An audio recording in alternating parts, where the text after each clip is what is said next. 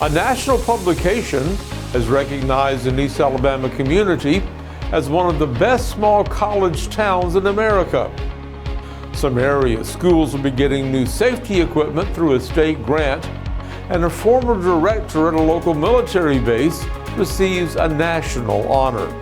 Scattered showers and thunderstorms tonight, but drier over the weekend. We'll have the complete weekend forecast for all of East Alabama coming up. EAN Local News starts now.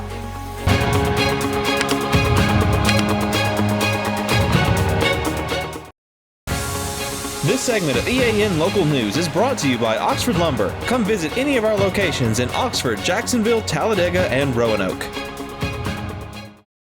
Hello, we're glad you could join us. I'm Mike Stedham. Jack State officials announced this week that the city of Jacksonville has been selected by USA Today as one of the 10 best small college towns in the U.S.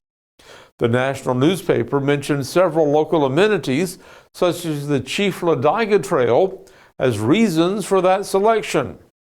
It also noted that Jacksonville's theater scene is a big draw in the college town, with both productions at the university and the Community Actors Studio Theater. Jacksonville's overall ranking was number 3 in the top 10, with Florence, Alabama, and Oxford, Mississippi taking the first and second spots. Jacksonville is one of 11 Alabama communities that will be receiving state funds aimed at reducing violent crime. Those grants, which totaled $4 million, are part of the State Crisis Intervention Program. That's a national initiative aimed at reducing gun violence, preventing firearms from falling into dangerous hands, and saving lives while preventing injuries. Jacksonville's share of the grant money is $115,651, according to a news release from the Alabama Department of Economic and Community Affairs. Those funds will be used to install gun detection technology at all school campuses within the Jacksonville City school system. When she announced these grants, Governor Kay Ivey said the goal of the program is to provide law enforcement agencies with the resources they need to reduce violent crime. The grants also include $9,890 for Oxford to purchase cameras that will be installed in violent crime areas to deter criminal activity. The program will involve other jurisdictions in the East Metro crime area, which include Calhoun, Clay, Cherokee, Cleburne, Etowah, Randolph, St. Clair, and Talladega counties. Talladega College will receive $345,112 to develop 4 community-based safety programs, including gun violence prevention and community safety, mental health with suicide prevention, and mental health support. That program will also involve the City of Talladega, the Talladega County Emergency Management Agency, and Alta Point Health. Also included in these grants will be $109,904 for Ashland to develop a crisis intervention team while expanding the existing mental health liaison program in Ashland and Clay County. Another $200,000 will go to Cherokee County and the Sheriff's Office so it can implement a crisis intervention team to reduce and prevent firearm-related violence. Funding will enable training for deputies and other law enforcement officers in that county. And Childersburg will be getting $23,540 to implement a multi-pronged strategy to reduce gun violence by offering specialized training in crisis response and intervention for officers. The department also plans to offer firearm safety classes for the community, a mentoring program, and an education program in local schools. Coming up, a former resource director is selected for induction into a National Hall of Fame. For over 60 years, Oxford Lumber has been servicing our area, and our customer service has always been our main focus. Our customer service is what sets us apart from anyone else. From the moment you enter, our highly trained staff will treat you like family. To enthusiastically provide total customer satisfaction within a positive and self-fulfilling employee relations environment. Visit us at any of our 4 locations or at oxfordlumber.com. Hi, I'm Mary Beth from CARES Direct Primary Care. Do you want convenient 24/7 access to health care? We're available in person, by text, phone, and video visit. Sooner or later, we all get sick. A quick trip to an ER or urgent care can quickly add up to more than the cost of 1 year's membership of Direct Primary Care. If you have a high deductible, you can quickly burn through that before your insurance activates. Join CARES DPC today.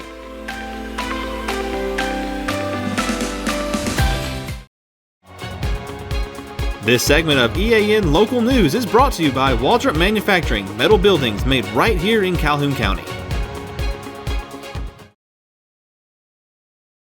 Pam Robertson, Anderson Army Depot's former Director of Resource Management, is one of the first inductees into the newly formed Hall of Fame for the Army's Tank, Automotive, and Armaments Command.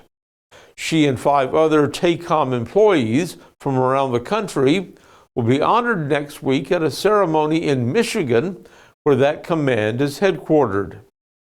TACOM's commanding general, Michael Layler, talked about the creation of this Hall of Fame. We're going to recognize 6 awesome teammates throughout the history of TACOM who this command was really built on their shoulders and who embody the spirit of our workforce and the can-do attitude. People who've served in our headquarters, people who've served in our depots and arsenals. According to Layler, Robertson ensured financial process information was shared with all U.S. Army industrial base sites and served as a mentor and role model for other financial professionals at all levels while she served at AAD. He said she created a positive work environment and consistently recognized employees for their efforts. She employed numerous methods to ensure that her employees were professionally and personally developed to assist them in reaching their potential. As director, she taught and mentored 3 depot commanders and 2 deputies to the commanders in all aspects of the depot's financial matters. And he said she consistently provided sound advice and counsel. A domestic incident in a local neighborhood has ended peacefully. We'll have more on that story in just a minute.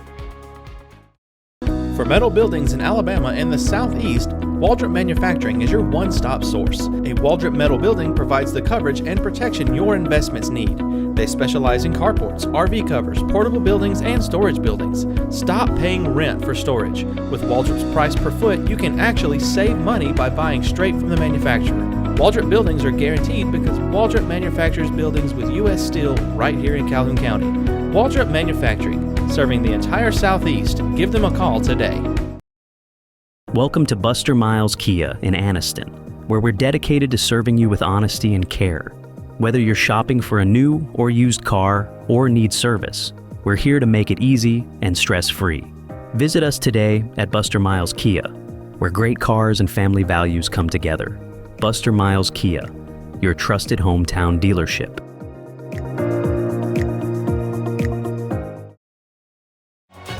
This segment of EAN Local News is brought to you by WM Grocery, located in Heflin, Wadowee, Roanoke, and in Piedmont.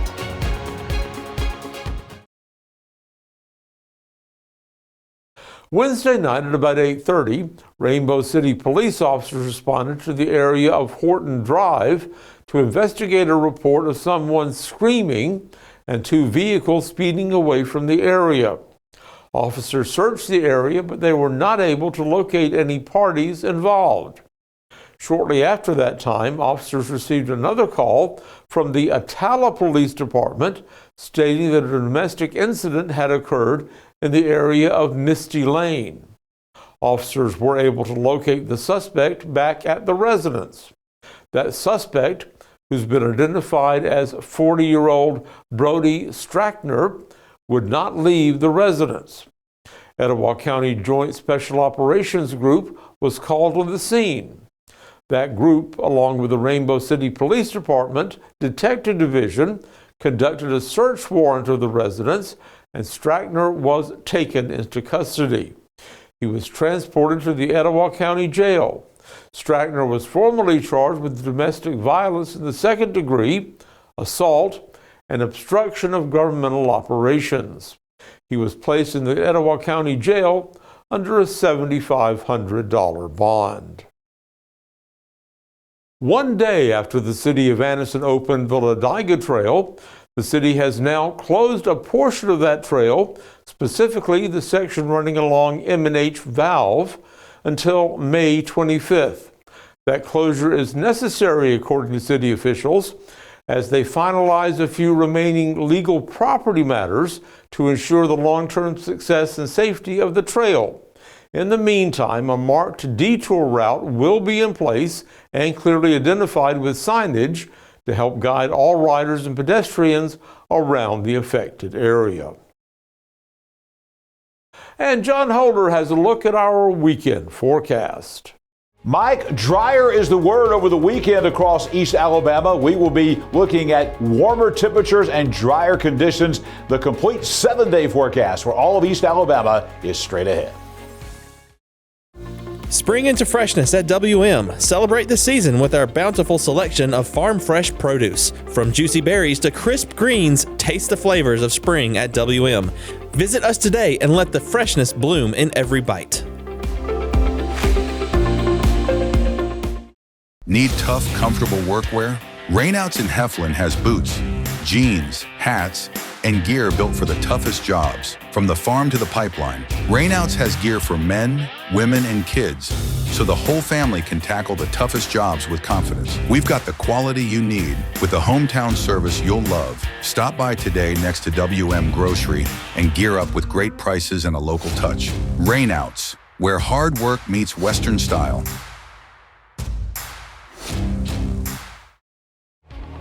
EAN News would like to thank all our commercial sponsors. Go check out our sponsors' links in the description below. Here's the EAN weather cam, 12th and Quintard Avenue in Anniston today.